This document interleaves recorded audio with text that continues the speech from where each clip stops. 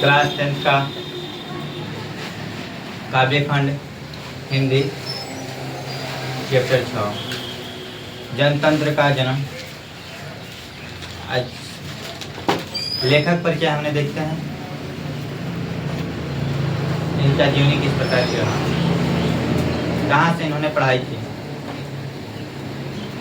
कहाँ तक की, कितने काव्य रचना की, इनके बारे में आज जानते हैं। चैप्टर है जनतंत्र का जन्म।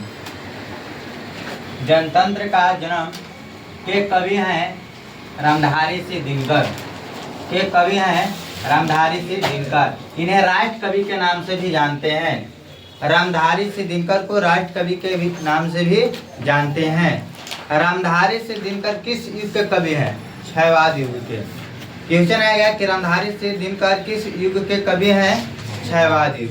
युग याद करने का इसका ट्रिक है, जब राम भगवान वनवास गए थे तो कहीं वृक्ष के नीचे छाया देखकर आराम कर रहे थे। छाया का मतलब क्षयवाद युग। राम कहे से मतलब रामधारी सिंह दिनकर। रामधारी सिंह दिनकर वनवास गए थे। राम भगवान वनवास गए थे तो वहाँ वृक्ष देखकर कहीं वृक्ष के नीचे छाया देखकर आराम कर रहे थे। तो आराम तो छाया कहे से क्षयवाद, राम कहे से रामधारी से दिनकर। तो रामधारी से दिनकर किस युग के कवि हैं? क्षयवाद युग के कवि हैं। इन्हें राष्ट्र कवि के नाम से भी जाना जाता है। जन्म इनका 23 सितंबर 1908 सिमरिया बेगूसराय बिहार में। सिमरिया बेगूसराय बिहार में। रामधारी सिंह दिनकर का जन्म स्थान कहाँ है? सिमरिया बेगूसराय। सिमरिया गांव बेगूसराय जिला है ना, कहाँ में पड़ता है? बिहार में पड़ता है। सिमरिया बेगूसराय बिहार।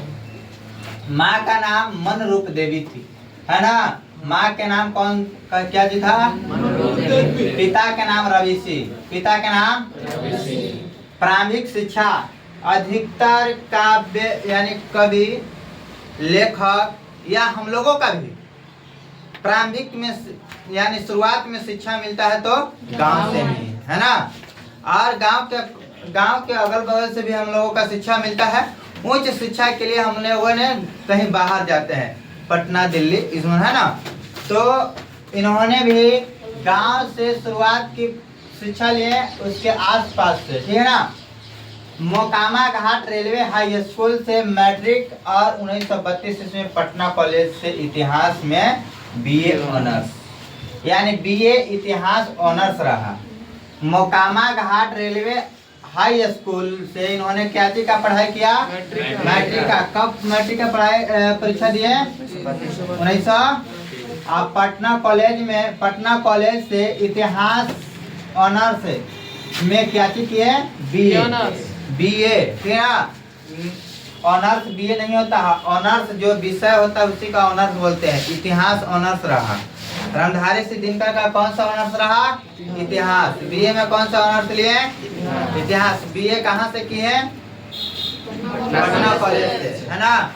पटना कॉलेज से क्या किए? बीए। बीए मतलब बैचलर ऑफ आर्ट्स। बीए से बैचलर ऑफ साइंस, है ना। Bachelor of science. अब बीए का मतलब बैचलर ऑफ आर्ट्स, है ना।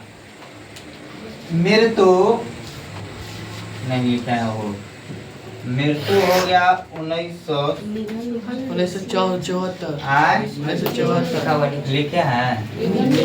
अच्छा हाँ, यहाँ लिख दिए। वे HE स्कूल बिगहा में प्रधान अध्यापक हुए। जनसंपर्क विभाग में सब रजिस्ट्री और सब डायरेक्टर के पद पर रहे।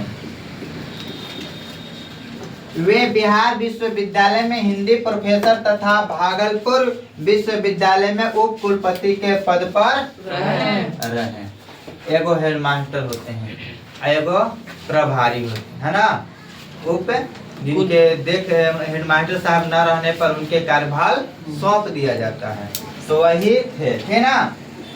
वे राज्यसभा के सांसद भी रहे। अभी राज्यसभा के हाल फिलहाल राज्यसभा के चुनाव हुए जिसमें नीतीश कुमार को राज्यसभा भेज दिया, है ना। तो राज्यसभा के सांसद भी यह रह चुके थे। कौन? रामधारी सिद्दीकर। रामधारी सिद्दीकर। निधन 24 अप्रैल 1974। इनका मृत्यु हो गया 1974 को, है ना। जब रामधारी हमारे बिहार के एक युवा क्रांतिकारी नेता कौन? जयप्रकाश 1974 में पटना के गांधी मैदान में संपूर्ण क्रांति की नारा, है ना, 1974 में ना छात्र आंदोलन हुआ था, उसी में नारा बोले थे।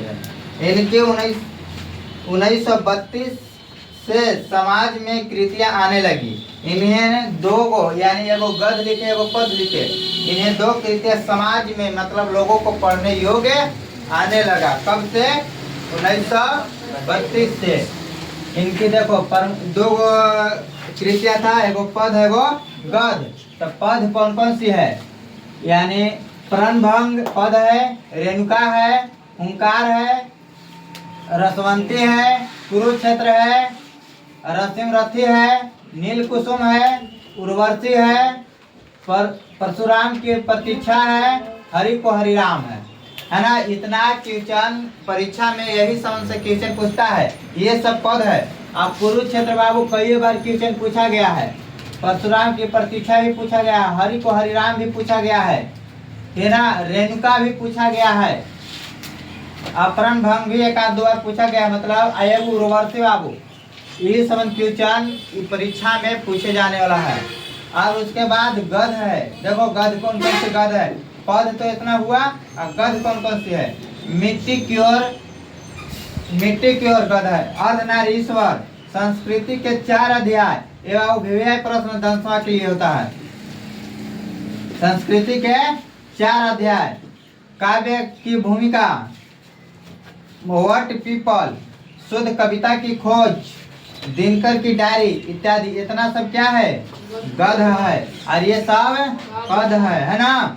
इनका कौन कौन से पुरस्कार, कौन कौन से काव्य रचना पर मिला? देखो उर्वशी पर इन्हें ज्ञानपीठ पुरस्कार मिला।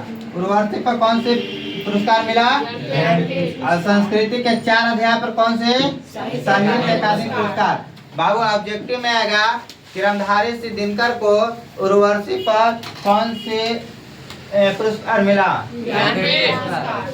संस्कृत के 4 अध्याय पर कौन से पुरस्कार मिला? या साहित्य अकादमी पुरस्कार कौन से रचना पर दिनकर जी को मिला? ज्ञानपीठ पुरस्कार कौन सी रचना पर मिला? इनका रामधारी सिद्दीकर का जन्म कहाँ? कब हुआ? 1974। मृत्यु कब हुआ? 24 अप्रैल 1974 को। और 1908 में जन्म हुआ है। 1908 में जन्म और 74 में मृत्यु। इनकी प्रमुख रचना रेणुका, है ना, उर्वशी, संस्कृति के 4 अध्याय, है ना, प्रेमभंग, रेणुका, रसिमरथी, परशुराम की प्रतीक्षा, हरि को हरिराम, और अर्धनारीश्वर जो 12th में क्वेश्चन पूछे थे प्रश्न। संस्कृति के 4 अध्याय पाठ है 12th में, जिसमें संस्कृत है बाबू अर्धनारीश्वर है 12th में। अर्धनारीश्वर में क्या है कि आधा अंग शंकर भगवान का, आधा अंग पार्वती जी, ये 12th में पढ़ना है। चलो तो आज हमने लेखक परिचय देख लिए, बाकी के कल काव्य कविता देखेंगे।